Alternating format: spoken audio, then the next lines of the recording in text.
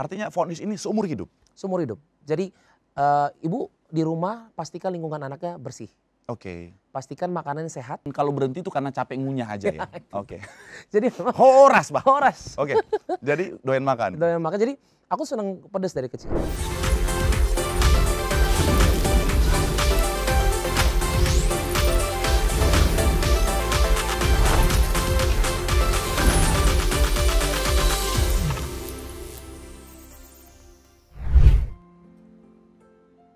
Shalom pemirsa Live Channel dimanapun berada, senang sekali saya Pendeta Marcel Serang kembali berjumpa dengan Anda dalam acara yang keren banget. Apalagi kalau bukan Way Out.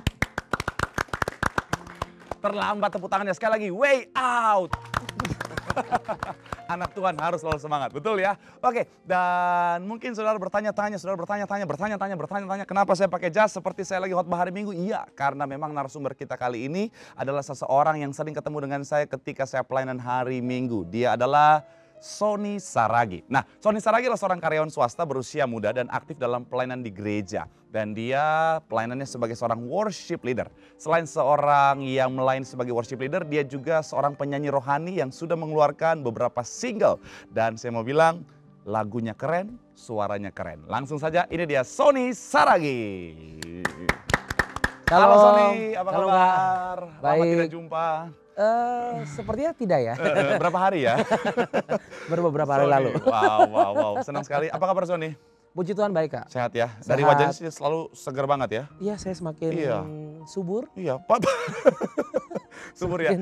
Itu subur itu adalah lambang diberkati. Amin. Iya, jadi saudara yang punya perut-perut yang subur, jangan saudara kecewa karena itu lambang dari berkat Tuhan. Amin, Iya amin, kan? amin. Dan kelihatannya makin sibuk ya, sibuk banget. Puji Tuhan Kak. Sibuk banget. Soalnya kan karyawan, belum lagi pelayanan. Betul. Belum lagi ada rekaman dan kemudian promosi single. Nah, itu sibuk banget. Bagaimana bagi waktunya?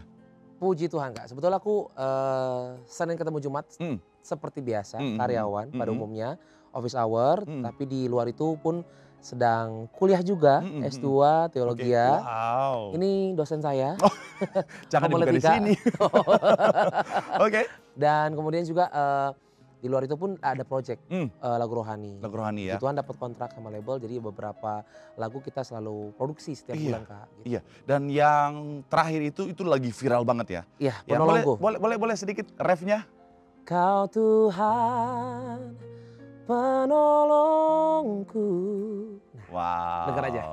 Iya, Tuhan adalah penolong ya. Amin. Luar biasa ya. Amin. Nah, tapi ya kita udah kenal udah lama. Tetapi jujur, Kak baru tahu bahwa Sonny pernah punya pengalaman hidup bersama Tuhan yang luar biasa. Artinya sebuah kesaksian yang berkaitan dengan mujizat kesembuhan. Ya, dan mungkin ini juga menjadi inspirasi ya, sehingga tercipta lagu tadi, Kau Tuhan Penolongku. Boleh sedikit cerita, Sonny punya pengalaman atau kesaksian apa yang berkaitan dengan kesehatan tadi dan mungkin pertolongan Tuhan ya? Iya, pertolongan Tuhan. Mungkin pemirsa penasaran, seorang Sonny punya pengalaman seperti apa sih? Oke, jadi memang kalau saat ini saya sebagai worship leader memang bernyanyi ya Kak. Oke. Tapi jauh sebelum itu, waktu kecil itu sebetulnya nggak kelihatan sih akan menjadi seorang penyanyi ataupun bisa sehat dengan keadaan yang seperti ini gitu loh. Karena memang waktu lahir tidak dengan kondisi yang baik Kak Marcel. Tidak dalam kondisi yang baik itu seperti apa? Jadi imun aku tuh lemah. Imun lemah, oke. Imun lemah, jadi makanan sangat dijaga karena aku punya radangnya tuh benar-benar gampang sekali pemicunya banyak lah. Oke. Gitu. Sangat jadi, sensitif. Sangat sensitif dari tenggorokan, kemudian juga dari paru-paru. Karena kalau lingkungan terlalu berdebu, nggak bersih, itu bikin sakit, dia bisa masuk rumah sakit. Gitu. Oke, jadi sering masuk rumah sakit pada saat itu? Sering masuk rumah sakit. Dan itu suatu kebiasaan. Dalam satu bulan bisa berapa kali? Jadi setiap minggu mungkin 2 kali Kak. 2 kali? 2 kali. Sampai aku punya dokter pribadi. Wah. Jadi memang secara akal sehat ataupun ke depan kayaknya nggak mungkin sih jadi orang yang bisa menjalani kehidupan secara normal. Apalagi berkarir, bisa bernyanyi gitu. Karena aku makan coklat aja bisa masuk rumah sakit Kak. Oke. Jadi gitu. Sampai sesensitif itu kondisi tubuhnya. Itu juga akhirnya berpengaruh cukup parah terhadap tenggorokan. Betul. Dan artinya ya secara logika mustahil untuk berkarya dalam tarik suara. Iya betul. Oke, terus gimana prosesnya itu? Jadi vonis dokter waktu itu Kak, kita nggak tahu sebetulnya penyakit apa. Karena yang pasti itu tuh yang tadi itu Kak, imunnya lemah. Jadi dokter tuh bilang bahwa kamu anaknya ibu, Pak, papa mama, anaknya akan selamanya akan terapi. Iya betul, karena kan sejauh sepengetahuan Kak, ya saya bukan dokter, saya pendeta, saya dokter hati ya. Siap. Nah, tapi kalau bicara tentang alergi, alergi itu tidak ada obatnya, satu-satunya cara adalah menghindari penyebab alergi itu. Betul ya? Artinya vonis ini seumur hidup? Seumur hidup. Jadi ibu di rumah pastikan lingkungan anaknya bersih. Oke. Pastikan makanannya sehat, kemudian pastikan anaknya cukup terpapar matahari, olahraga, makanya aku main golf juga Kak. Karena itu sebetulnya bukan sekedar pengen keren-kerenan Kak. Sebetulnya supaya aku waktu dari kecil nanti sampai besar ada tempat lingkungan yang secara tempat itu nggak banyak polusi. Gitu. Jadi itu sebetulnya dasarnya itu Kak. Nah bagaimana menjalani kehidupan dari kecil sampai usia dewasa ya dalam kondisi tubuh yang sangat-sangat sensitif? Yang pasti capek Kak. Capek sekali karena setiap pulang sekolah kan TKA, TKB kan sampai SD itu harus terapi. Nanti hari Rabu mama jemput lebih cepat ya Bang. Nanti mama bilang sama missnya deh gitu. Kita pergi ke Jakarta Selatan, pergi ke Tangerang, ke rumah sakit gitu loh. Nanti kamu terapi pakai uap ya. Nanti kamu ketemu sama dokter ini ya. Jadi dokternya nggak satu Kak. Tapi ada satu yang memang kita percayalah gitu. Tapi di luar itu terapinya banyak gitu. Dan itu membuat waktuku bermain nggak ada. Waktu bersosialisasi nggak ada. Jadi ya udah hidup ini cuma sekolah, berobat dan terapi gitu. Iya. Dalam keadaan seperti itu, pernah nggak ngalamin satu kondisi yang sangat berat banget karena dampak dari alergi itu? Yang pasti itu aku seneng makan kan. Iya. Jadi makan pedas. Makan apapun ya. Iya kita orang Batak. Orang Ambon, Batak, dan Papua kita punya karunia lebih daripada teman-teman sekutu kita makan banyak. Semua binatang bisa kita makan. Kita makan tidak kenyang. Betul. Cuman kalau berhenti itu karena capek ngunyah aja ya. Jadi horas Bang. Horas. Jadi doyan makan. Doyan makan. Jadi aku seneng pedas dari kecil. Jadi tapi gimana kalau kita makan, mamaku suka makan ikan teri. Masak ikan teri. Kalau kita makan sedikit lebih banyak akhirnya jadi apa namanya? Jadi radang dan akhirnya bisa ke rumah sakit lagi, berobat lagi, minum obat lagi, dan aku nggak suka minum obat. Jadi obat itu jadi rutinitas terus menerus. Iya, jadi lifestyle lah kalau orang bisa bilang ya. Iya. Jadi ya aku pikir kok gini ya gitu loh. Sedangkan saya lihat teman-teman kayaknya orang teman-teman lari main bola, main layangan kayak bebas aja gitu. Iya. Main hujan-hujan, aku nggak bisa main hujan-hujanan Kak. Gitu. Tapi ya puji Tuhan dalam suatu waktu kita juga bergereja, kita di gereja Tiberias. Jadi memang kita percaya ada kuasa Kak. Kita di usia berapa itu? Waktu aku masuk SD. Waktu gitu. Masuk SD, Kelas 1, kelas 2 lah. Jadi memang aku udah mulai tahu lah situasi, hari ini ada kegiatan ini dan segala macam. Jadi waktu itu mama memang kan di gereja militan. Sangat militan. Ya, luar biasa ya. Ya.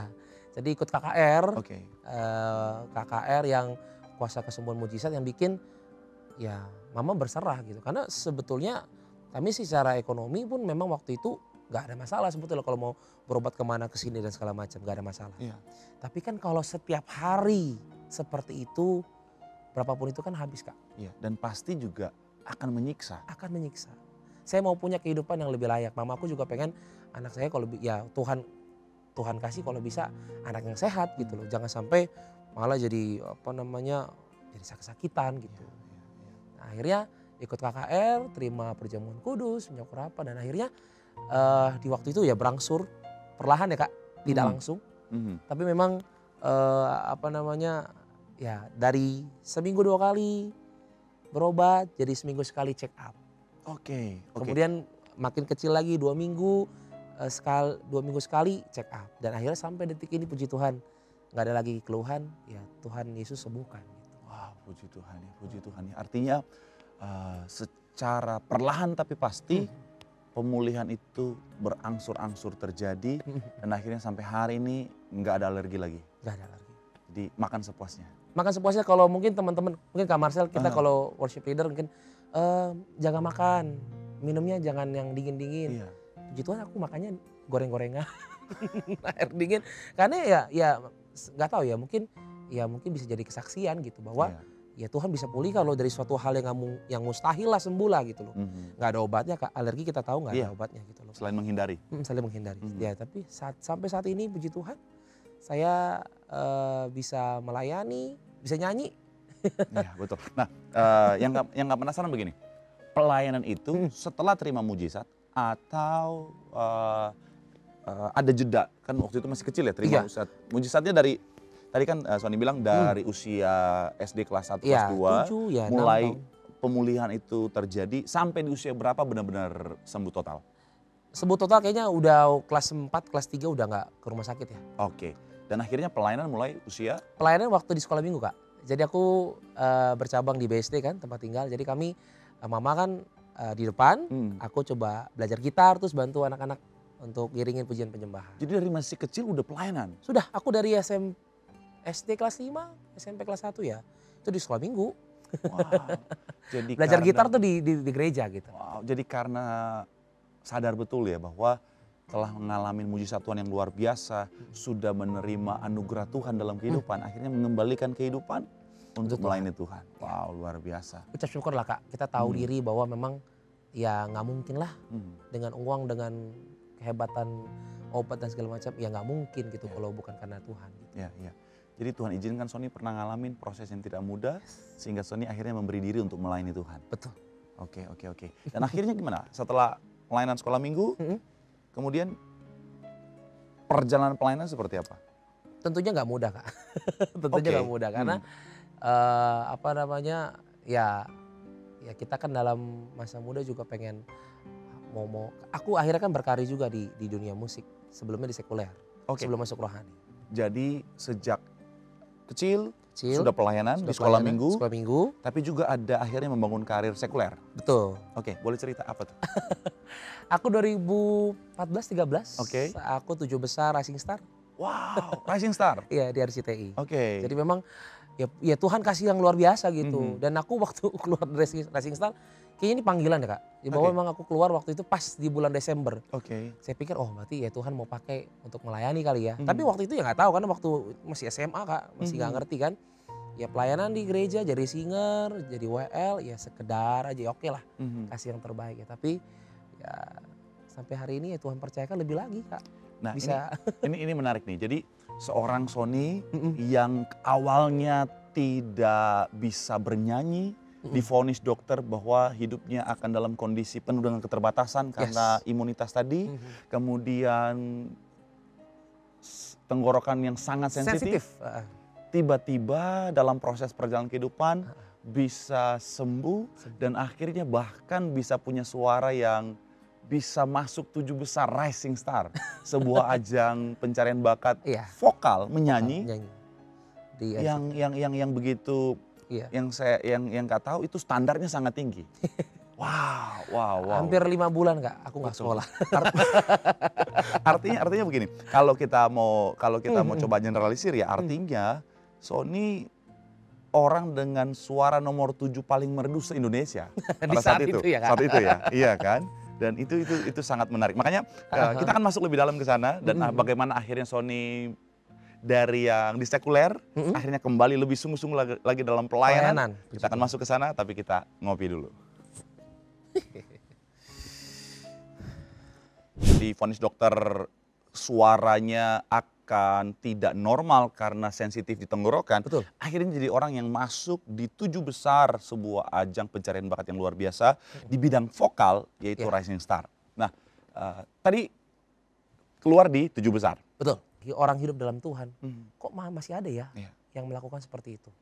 Kok masih ada ya orang yang justru ini orang bertalenta loh. Dia juga nggak pernah nyakitin orang lain, tapi kok di luar orang ngomong macam-macam. Di luar, Sony ini bukan menyembah ini.